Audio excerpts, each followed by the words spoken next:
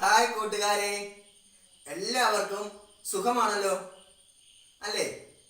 എല്ലാവർക്കും സുഖമായിരിക്കുന്നതിൽ എന്നറിഞ്ഞതിൽ അതിയായ സന്തോഷം. ആരെങ്കിലും പുറത്തേക്കൊക്കെ പോകുന്നുണ്ടോ? ഇല്ല, എല്ലാവരും സുരക്ഷിതരായിട്ട് വീട്ടിൽ തന്നെയാണ് ഇരിക്കുന്നത്. സന്തോഷം. ഇനിയിപ്പോൾ എന്തെങ്കിലും ആവശ്യത്തിന് പുറത്തേക്ക് ഇറങ്ങിയാൽ എന്ത് ചെയ്യണം നാം? അതെ, എന്ത് ചെയ്യണം? സാമൂഹിക അകലം പാലിക്കണം, മാസ്ക് ധരിക്കണം, അതുപോലെ തന്നെ കൈകൾ സോപ്പോ സാനിറ്റൈസറോ ഉപയോഗിച്ച് നന്നായിട്ട് കഴുകണം. ചെയ്യുമല്ലോ? ചെയ്യും.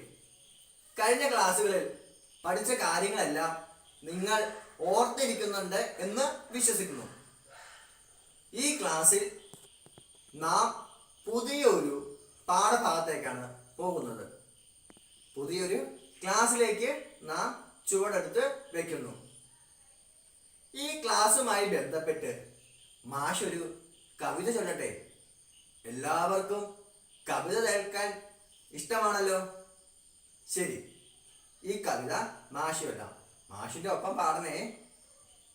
മഴ മഴ മഴ മഴ മഴ വന്നു, മാനത്തിന്നൊരു മഴ വന്നു, മലയുടെ മുകളിൽ തങ്ങാതെ, മാളിക മുകളിൽ തങ്ങാതെ, മലയുടെ മുകളിൽ തങ്ങാതെ, മാളിക മുകളിൽ തങ്ങാതെ, മഴ മഴ മഴ മഴ മഴ വന്നു, മാനത്തിന്നൊരു മഴ വന്നു, മഴ മഴ മഴ മഴ മഴ വന്നു, മഴ മഴ മഴ മഴ മഴ വന്നു. എല്ലാവർക്കും കവിത ഇഷ്ടമായോ? ഇഷ്ടമായല്ലേ? സന്തോഷം. ഒരിക്കൽ കൂടി മാഷിന്റെ ഒപ്പം ഒന്ന് പാടിക്കേ. മഴ മഴ മഴ മഴ മഴ വന്നു, മാനത്തിന്നൊരു മഴ വന്നു, മലയുടെ മുകളിൽ തങ്ങാതെ, മാളിക മുകളിൽ തങ്ങാതെ, മലയുടെ മുകളിൽ തങ്ങാതെ, മാളിക മുകളിൽ തങ്ങാതെ, മഴ മഴ മഴ മഴ മഴ വന്നു. എല്ലാവരും നന്നായിട്ട് പാടിയല്ലോ. എല്ലാവർക്കും ഒരു നല്ല കൈയടി. എന്തിനെ കുറിച്ചാണ് ഈ കവിതയിൽ പറയുന്നത്?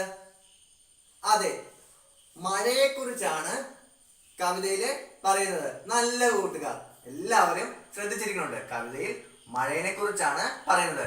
ഈ കവിത ആരുടെയാണെന്ന് അറിയാമോ? കുഞ്ഞുണ്ണി മാഷിന്റെ വരികളാണ് ഇവ കുഞ്ഞുണ്ണി മാഷിന്റെ വരികളാണ്. മഴയിലൂടെ നമുക്ക് എന്താണ് ലഭിക്കുന്നത്? എന്താണ്? ജലം. സന്തോഷം, നിങ്ങളുടെ ഉത്തരം ശരിയാണ്.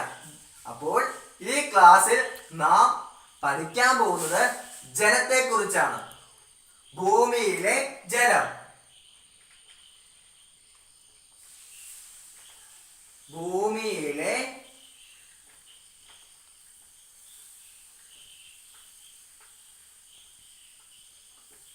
ജലം. ഈ ക്ലാസ്സിൽ നാം ജലത്തെ കുറിച്ചാണ് പഠിക്കുന്നത്. എന്തൊക്കെ കാര്യങ്ങളാണ് നിങ്ങൾക്ക് അറിയാവുന്നത് ജലത്തെ കുറിച്ച്? ജീവന്റെ വേണ്ടി അത്യന്താപേക്ഷിതമായ ഒരു ഘടകമാണ് എന്ന് പറയുന്നത് ജലം എന്ന് പറയുന്നത്. ജീവന്റെ നിലനിൽപ്പിന് ജലം ആവശ്യമാണ്. ഇതുമായി ബന്ധപ്പെട്ട് നമുക്കൊരു ആക്ടിവിറ്റി ചെയ്താലോ? ആദ്യത്തെ ആക്ടിവിറ്റി ചെയ്താലോ? എല്ലാവർക്കും ആക്ടിവിറ്റി ചെയ്യുന്നത് ഇഷ്ടമല്ലേ? ഇഷ്ടമാണ് അല്ലേ? അപ്പോൾ നമുക്ക് ആദ്യത്തെ ഒരു ആക്ടിവിറ്റി ചെയ്യാം. ഈ ആക്ടിവിറ്റിയിൽ എൻ്റെ കൂടി ഉള്ള ആരാണെന്നറിയാമോ? നമ്മുടെ പ്രിയപ്പെട്ട പൃഥ്വി അഥവാ ഭൂമിയാണ് നമ്മുടെ കൂടെ ഉള്ളത്. ഭൂമിക്ക് എന്തൊക്കെ കാര്യങ്ങളാണ് പറയാൻ ഉള്ളത് നമുക്കൊന്ന് കേട്ടാലോ? എല്ലാവരും ശ്രദ്ധിച്ചിരിക്കണം കേട്ടോ. ഭൂമിക്ക് നമ്മോട് എന്തൊക്കെ കാര്യങ്ങൾ പറയാനുണ്ട്, നമുക്കതൊന്ന് കേൾക്കാം. അപ്പൊ ഭൂമി ഇതാ ദേ വന്നു. Ready, 1 2 3 start. ദേ ഭൂമി വന്നു. ഹലോ കൂട്ടുകാരെ, എന്റെ പേരാണ് ഭൂമി. സൗരയൂഥത്തിലെ ജീവഗ്രഹമാണ് ഞാൻ.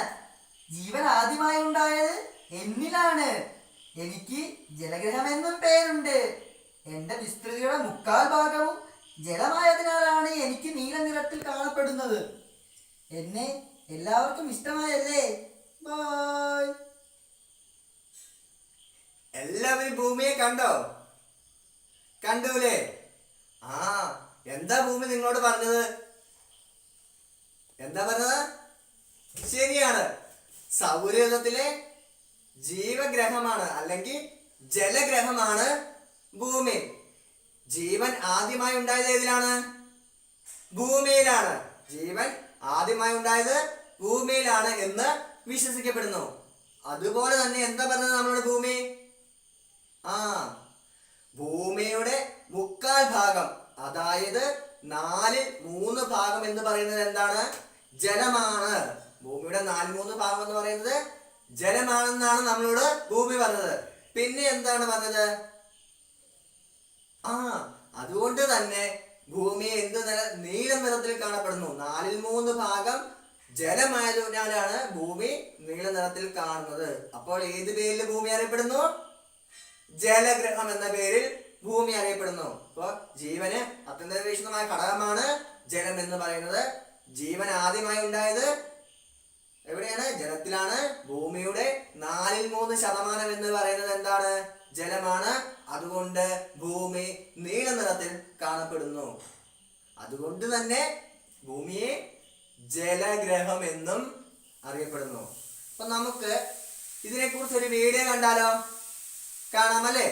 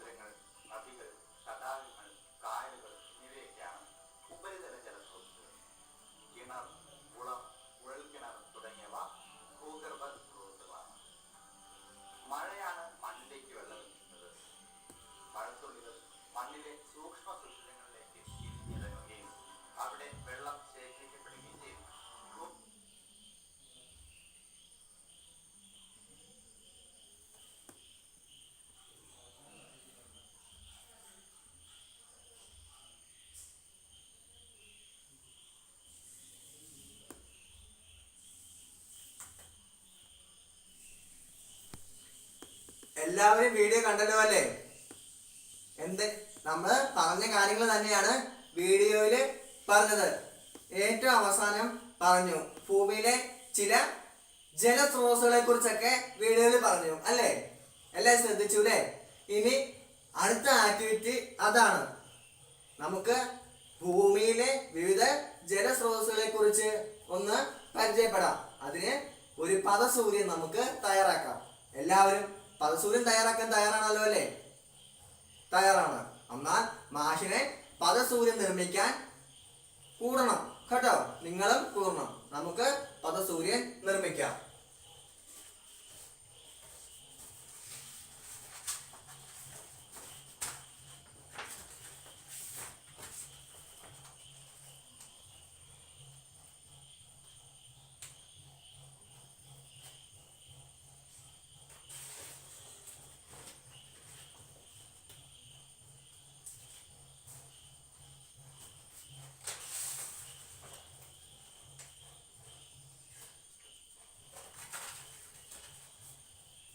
എന്താണ് പദസൂര്യനിൽ എഴുതിയിരിക്കുന്നത്?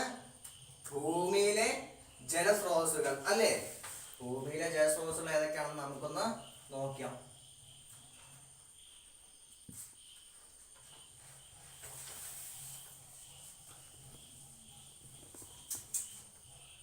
അതാ ധാരാളം ജലസ്രോതസ്സുകളാണ് നമുക്ക് ഈ ഭൂമിയിലുള്ളത്. അപ്പൊ ഏതൊക്കെയാണെന്ന് നമുക്ക് നോക്കാം. ആദ്യം വരുന്നതാണ് കായലുകൾ. ആദ്യം വരുന്നത് ഏതാണ്?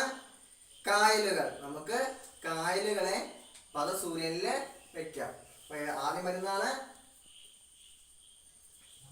കായലുകൾ. അടുത്തതാണ് പുഴകൾ. അടുത്തത് ഏതാണ്? പുഴകൾ. നമുക്ക് പുഴകളെയും അത് സൂര്യനിൽ വെക്കാം.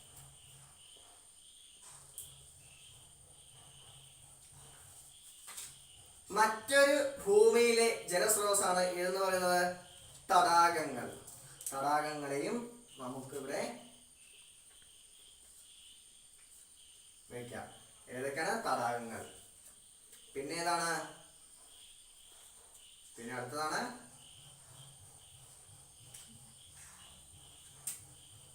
കടലുകൾ.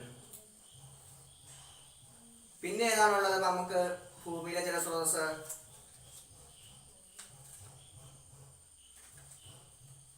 അരുവികൾ. അരുവികളെ നമ്മൾ പദസൂര്യനിൽ വെച്ചിരിക്കുന്നു. ഇനി ഏതാണ്? കുളം.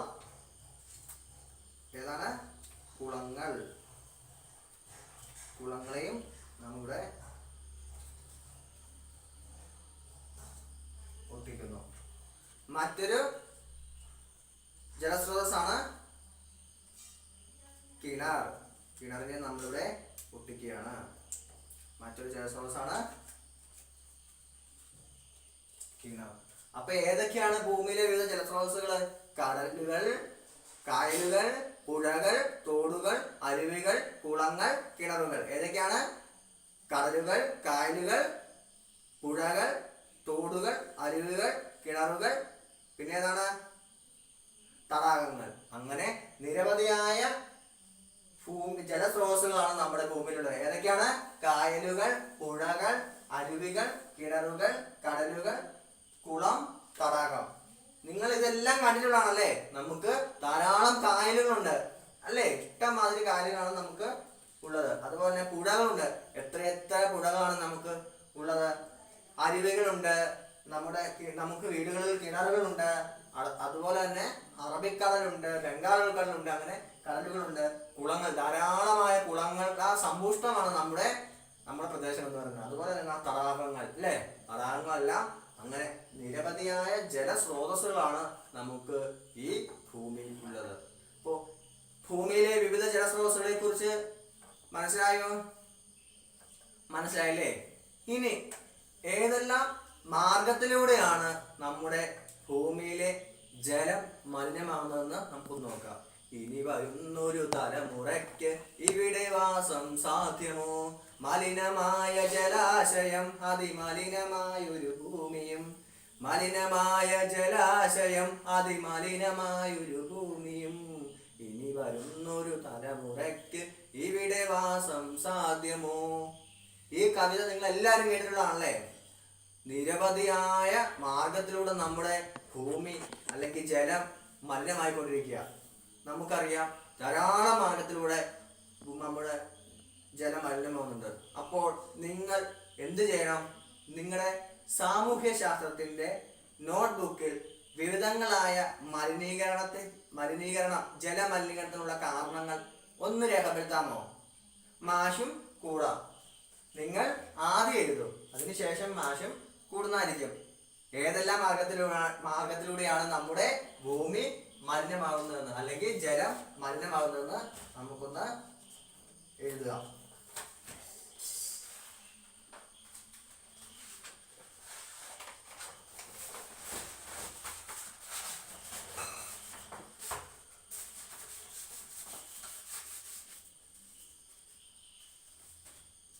ഏതൊക്കെ മാർഗത്തിലൂടെയാണ് ജലം മലിനമാകുന്നത്? എന്താണ് ഉറക്കെ പറഞ്ഞേ. വളരെ ശരിയാണ്. ബാക്ടീരിയകളിലെ മലിനജലം.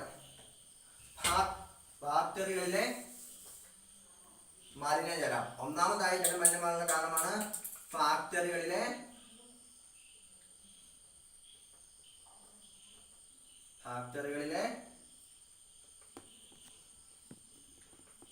മലിന ജലം.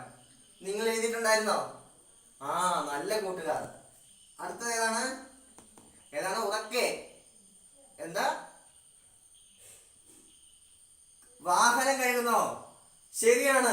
വാഹനം കഴുകുമ്പോഴുള്ള മലിനജലം. വാഹനം കഴുകുമ്പോൾ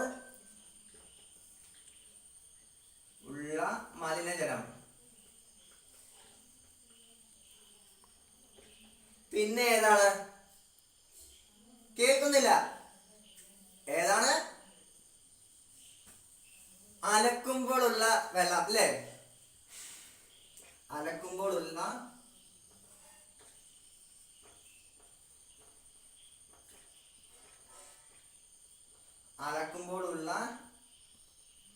ജലവും. വളരെയധികം ശരിയാണ് നിങ്ങളുടെ ഉത്തരം. പിന്നെ ഏതിലൂടെയാണ് ജലം മലിനമാകുന്നത്? ഏതാണ്?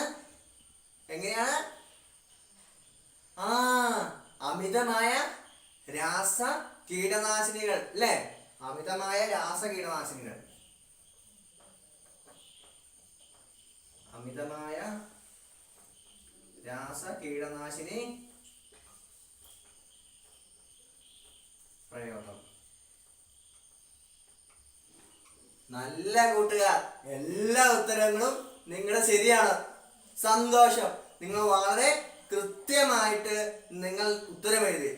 വളരെയധികം സന്തോഷം. അപ്പൊ ഏതെല്ലാം മാർഗത്തിലൂടെയാണ് നമ്മുടെ ജലസ്രോതസ്സുകൾ മലിനമാകുന്നത് അല്ലെങ്കിൽ ജലം മലിനമാകുന്നത്? ഒന്നാമതായിട്ട് വരുന്നതാണ് ഫാക്ടറികളിലെ മലിനജലം. വിവിധ ഫാക്ടറികളിൽ നിന്നുള്ള മലിനജലം നേരിട്ട് പുഴകളിലേക്കും തോടുകളിലേക്കും അങ്ങനെയുള്ള ജലസ്രോതസ്സുകളിലേക്ക് ഒഴുകുന്നത് മൂലം എന്ത് ചെയ്യുന്നു? ജലം മലിനമാകുന്നു. രണ്ടാമതുള്ള ഏതാണ്?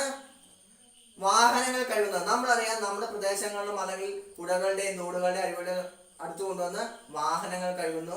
ആ വാഹനങ്ങളിൽ നിന്നുള്ള ആ വെള്ളം നേരെ ആ തോടുകളിലേക്കൊക്കെയാണ് ചെല്ലുന്നത്. അതുപോലെ തന്നെ അലക്കുമ്പോഴുള്ള അഴുക്ക് ജലം അതുപോലെ തന്നെ വളരെ പ്രധാനപ്പെട്ട ഒരു മലിനപ്പെടാനുള്ള കാരണമാണ്. അതുപോലെ തന്നെ അമിതമായ രാസ കീടനാശിനി പ്രയോഗം. നമുക്കറിയാം, നമ്മുടെ കൃഷിയിടങ്ങളിലെല്ലാം എന്താണ് സംഭവിക്കുന്നത്? കൃഷിയിടങ്ങളിലെല്ലാം ഇപ്പോൾ ഉപയോഗിക്കുന്നത് എന്താണ്?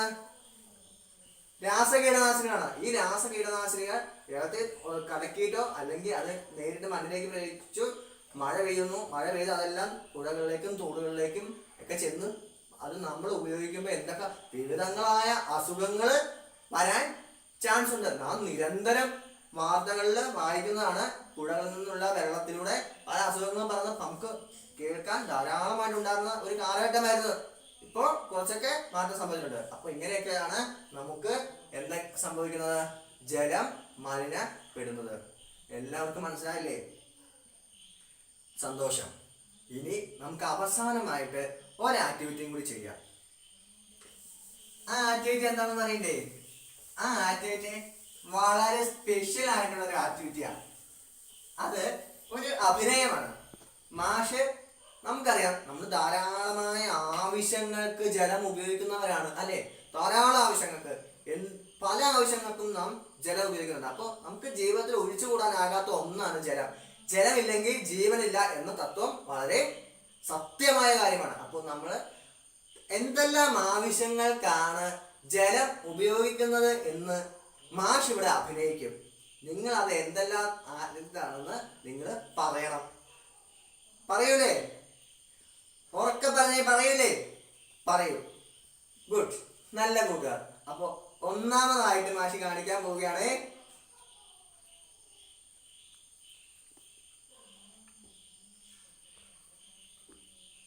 എന്തിനാണ്? കുടിക്കാൻ. വളരെ നല്ല ഉത്തരമാണ്. അപ്പൊ നമ്മൾ ആദ്യം ഉപയോഗിക്കുന്നത് കുടിക്കാൻ ജലം ഉപയോഗിക്കും. കുടിക്കാൻ നമ്മൾ ജലം ഉപയോഗിക്കും. പിന്നെ ഏത് മാർഗത്തിനാ? അടുത്തതാണ്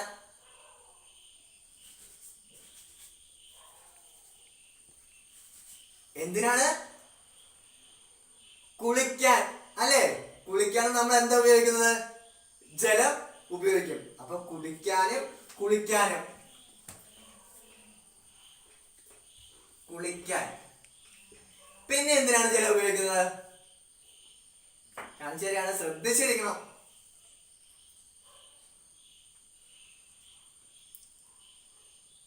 എന്തിനാണ്? വളരെ ശരിയാണ്, ആഹാരം പാകം ചെയ്യാൻ അല്ലേ? ആഹാരം പാകം ചെയ്യാൻ. ഇനി എന്തിനാണ് നാം ജലം ഉപയോഗിക്കുന്നത്? എന്തിനാണ്? ഒരു ചെറിയ കവിത അല്ല, അതിൽ നിന്ന് മനസ്സിലാക്കണം. അരിയുറുക ചെറുറുക ജീരക ചെമ്പാവ് വിത്തെല്ലാം അരി പാകുന്നേ, തള്ള ഞാറു നിക്ക നിക്ക പിള്ള ഞാറ് പറിക്കുന്നേ. അരിയുറുക ചെറുറുക ജീരക ചെമ്പാവ് വിത്തെല്ലാം അരി പാകണേ, തള്ള ഞാറു നിക്ക നിക്ക പിള്ള ഞാറ് പറിക്കുന്നേ. ഇത് കൃഷി. വളരെ നല്ല ഉത്തരം. കൃഷിക്കും നാം ജലം ഉപയോഗിക്കുന്നു. കൃഷി. അടുത്ത എന്താവശ്യത്തിനായിരിക്കും? വളരെ പ്രധാനപ്പെട്ട കാര്യം, നമുക്ക് നിത്യജീവിതത്തില് വളരെ ആവശ്യമുള്ളതാണ്. ഇപ്പൊ ഓൺലൈൻ ക്ലാസ് ആയതുകൊണ്ട് അത് തീർച്ചയായിട്ടും വേണ്ട ഒരു കാര്യമാണ്. എന്താണ്? മാഷ് കാണിക്കുമ്പോൾ ശ്രദ്ധിച്ചിരിക്കണം. പല ന്യൂസുകളിലൊക്കെ പലപ്പോഴും വരാറുള്ള ഒരു വാർത്തയാണ് അത്. എന്താണെന്നറിയാമോ? എന്തായിരിക്കും അത്? സ്വിച്ച് ഇടുന്നു, ഇങ്ങനെ അടിക്കുന്നു. എന്തിനാണ്? വൈദ്യുതി ഉൽപ്പാദിപ്പിക്കാൻ. വളരെ നല്ല ഉത്തരം. വൈദ്യുതി ഉൽപ്പാദിപ്പിക്കാൻ നമുക്ക് എന്ത് വേണം?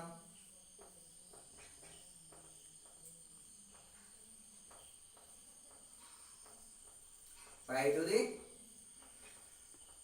ഉൽപാദനത്തിനും നമുക്ക് എന്ത് വേണം? ജലം വേണം. നിങ്ങൾ ഇപ്പൊ ഇതെല്ലാം പഠിച്ചു. എന്തൊക്കെ ആവശ്യങ്ങൾക്കാണ്? കുടിക്കാൻ, കുളിക്കാൻ, ആഹാരം പാകം ചെയ്യാൻ, കൃഷിക്ക്, വൈദ്യുതി ഉൽപാദനത്തിന്. ഏതൊക്കെ മാർഗത്തിനാണ്? കുടിക്കാൻ, കുളിക്കാൻ, ഭക്ഷണം പാകം ചെയ്യാൻ, കൃഷിക്ക്, വൈദ്യുതി ഉൽപാദനത്തിന്. അപ്പോൾ ഇന്നത്തെ ക്ലാസ്സിൽ നാം എന്തൊക്കെയാണ് പഠിച്ചതെന്ന് നിങ്ങൾ ഓർക്കുന്നുണ്ടല്ലോ അല്ലേ? നമ്മൾ ആദ്യം ആരെയാണ് പരിചയപ്പെട്ടത്? ഭൂമിയെ പരിചയപ്പെട്ടു. ഭൂമിയുടെ പ്രത്യേകതയാണ് ഭൂമി പറഞ്ഞു തന്നു അല്ലേ? രണ്ടാമതായിട്ട് നാം നമ്മുടെ പ്രകൃതിയിലെ വിവിധ ജലസ്രോതസ്സുകളെ കുറിച്ച് കണ്ടു. ഏതൊക്കെയാ? പുഴകൾ, കുളങ്ങൾ, തോടുകൾ, അരുവികൾ അല്ലേ? അങ്ങനെ പലതും കണ്ടു. പിന്നെ ഏതെല്ലാം മാർഗത്തിലൂടെയാണ് നമ്മുടെ ഭൂമി മലിനമാകുന്നതെന്ന് നിങ്ങൾ കണ്ടില്ലേ? പിന്നെ എന്താണ് നാം നിത്യജീവിതത്തിൽ ഉപയോഗിക്കുന്ന എന്തെല്ലാം ആവശ്യങ്ങൾക്കാണ് ഉപയോഗിക്കുന്നതെന്നും നിങ്ങൾ കണ്ടു അല്ലേ? അപ്പോൾ അടുത്ത ക്ലാസ്സിൽ നിങ്ങൾ വരുമ്പോൾ എന്ത് ചെയ്യണം?